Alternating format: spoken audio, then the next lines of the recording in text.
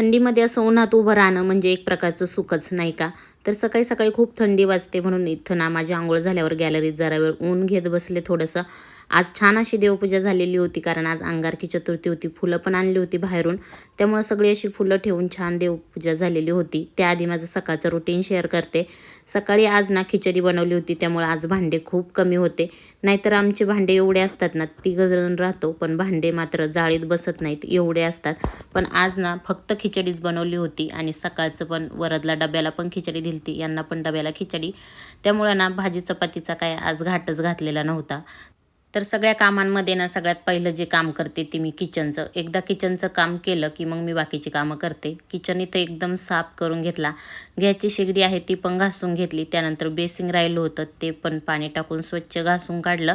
एकदम किचन ओटा आता छान असा क्लीन झालेला होता. आणि हे पहा, आज ना मी अशी रांगोळी काढलेली होती. तर कशी आली माझी रांगोळी नक्की कमेंटमध्ये सांगा. आणि चला भेटूया पुढच्या व्हिडिओमध्ये.